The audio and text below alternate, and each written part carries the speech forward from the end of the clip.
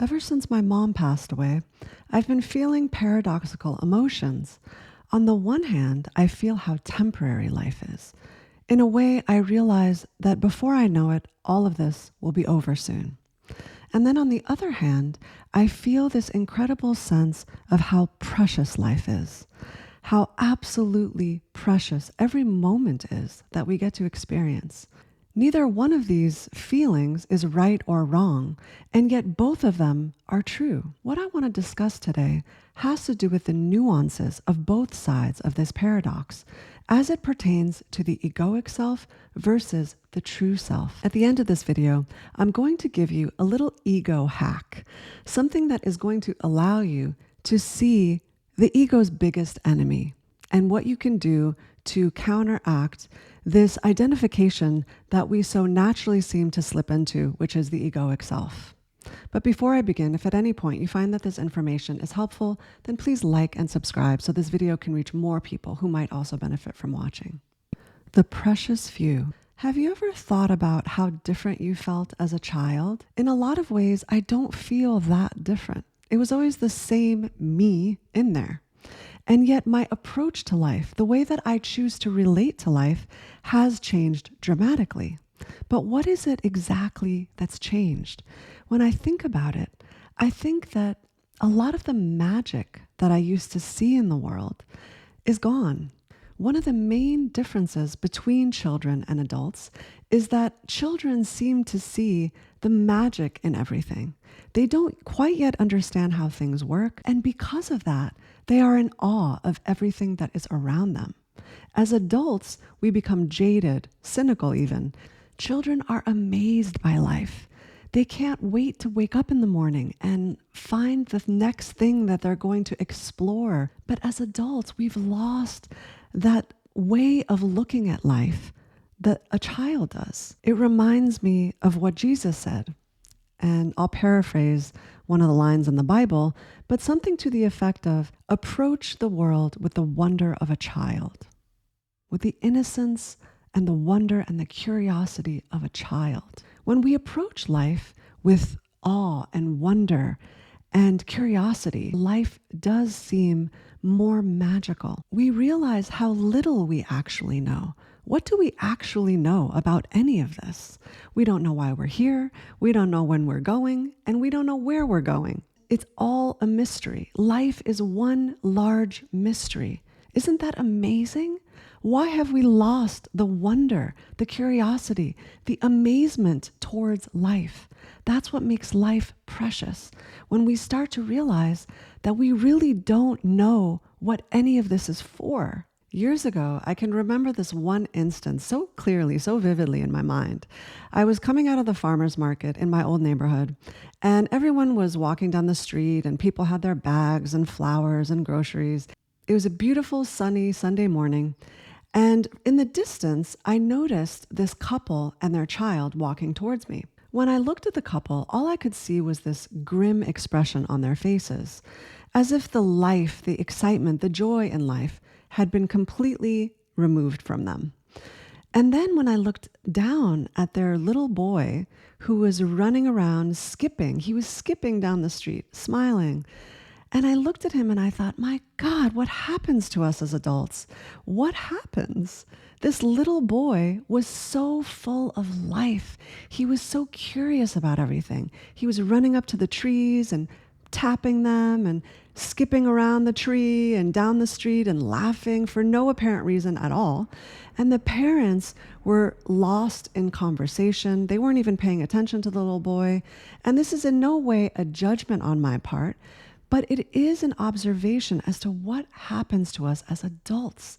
Why do we lose that joy and that wonderment that a child has? We get so lost in our problems, in the things that we think we need to be solving or figuring out or understanding about life.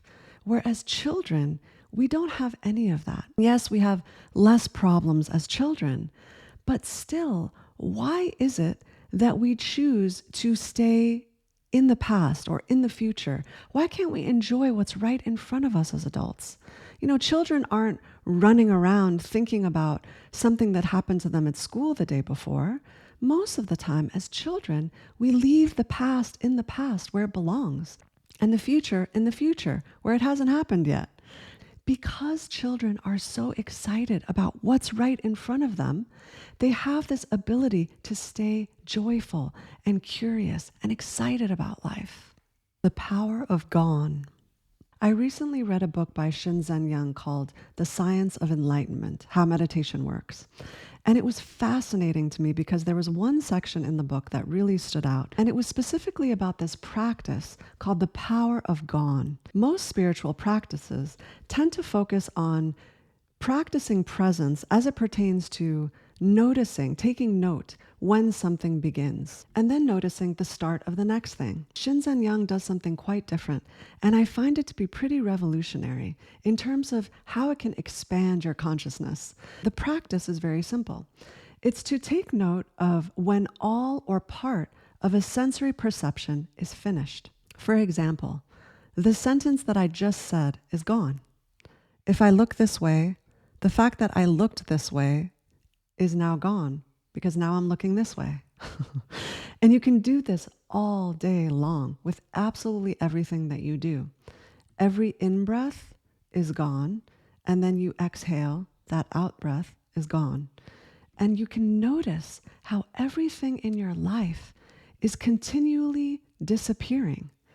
And what it does for me is that it reminds me of how temporary all of this is.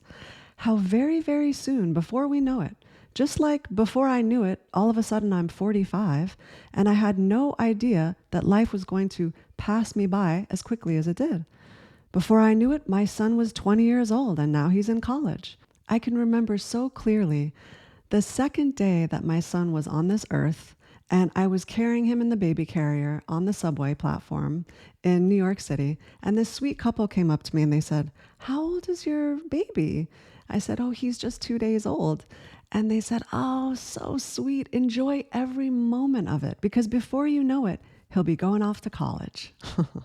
And I thought that they were absolutely out of their minds. I thought, what are these people talking about? But it's so true. He's off to college now. And it went by so quickly, so quickly. And life is no different. Your life, my life, all of everyone's life goes by like that. What is it that you're going to do with this life now that you realize how incredibly short it is? How are you going to show up? Remember, the one point of power that we have is in how we decide to relate to life. How are you going to show up with everyone in your life and with everything in your life? Are you going to allow fear to rule you, or are you going to remember how temporary all of this is? Are you going to start living your life more fully, more freely, without any fear? Lighten up. Another beautiful example that I'm sure everyone has seen or experienced firsthand is something really funny that happens with children. Have you ever noticed? I know my daughter does this a lot, and she's special needs, so she's completely nonverbal, and she still even does it. She'll get upset about something. Typically, she gets upset when something happens to her that scares her, frightens her. Maybe she trips. Nonetheless, she's afraid and she's upset and she starts to cry. I try to cheer her up. I validate what she's feeling. I say, "Oh, sweetie, I'm so sorry that you're feeling like this. It's okay. It's okay." And then I'll try to bounce her on my knee or tickle her. But what happens is that in a matter of seconds, she starts laughing. But she's also crying at the same time.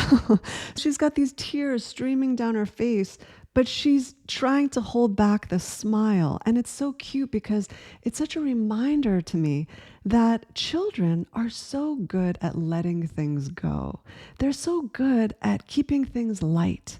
And I really want to talk about this energy of amusement, of finding the joy in life and the laughter again. When we find the energy of amusement, even in the most traumatic of situations, we can still find some lightness. And when we begin to do that, we start to heal, because the energy of lightness is the energy of letting go. That's the feeling you get when you've let something go. You feel lighter. I've just dropped the baggage. I've just let myself off the hook. And it's such a good feeling. And children are so good at that. It's another reason why we should look to children as our teachers, because in so many ways, on a spiritual level, they are much, much closer to our true nature, to our true essence, because they have less conditioning. So the more we look to children to understand how to approach the world, how to relate to life, the better off we'll be. Serious business. Have you ever caught yourself in a really serious moment where the matter at hand is so incredibly dire? And have you also ever noticed when somebody says something to you and you feel that what they're saying is so serious, almost that you've given over all of your seniority over to this person, and you're allowing them to dictate how you feel? I'm sure all of us have experienced this at one time or another. Who is the one that is taking things seriously? Who is the one that feels that life is so incredibly serious? Our ego is what feels the need to take everything so seriously. As promised, I said that I would give you a little hack, a little ego hack. And the hack is really an insight as to understanding, catching this pattern within ourselves that is really indicative of the fact that we have identified with our ego. And that thing is seriousness. Your egoic mind, your egoic self, takes life very seriously. Everything is serious for the ego. What am I doing with my career? What am I going to do next for money? Why do they think about me that way? All of these feelings have to do with the ego, because the ego takes itself very, very seriously. Anytime you're feeling serious about life, you have identified with your ego. And that's not to say, like I mentioned earlier, that we can't recognize how precious life is. But even though life is so precious, there is always a lightness to life. When we've identified with our true self, there's a joy, there's a bliss. That can't be serious. The ego, on the other hand, is very serious. So when you ever find yourself identifying with that serious aspect of yourself, you have identified with the egoic self and not the true self. This is a really easy way to hack the ego. All you have to do is lighten up. And I know that when people have said that to me at any point in my life, it's always felt kind of insulting. Lighten up. What do you mean by that? That's such an insult. It doesn't have to be taken that way. It really is a matter of lightening up, letting go of this stronghold that we have on life, that we need life to be a certain way. When we let go of that, when we allow ourselves to lighten up, to play, to see the wonder in life again, then we can let go.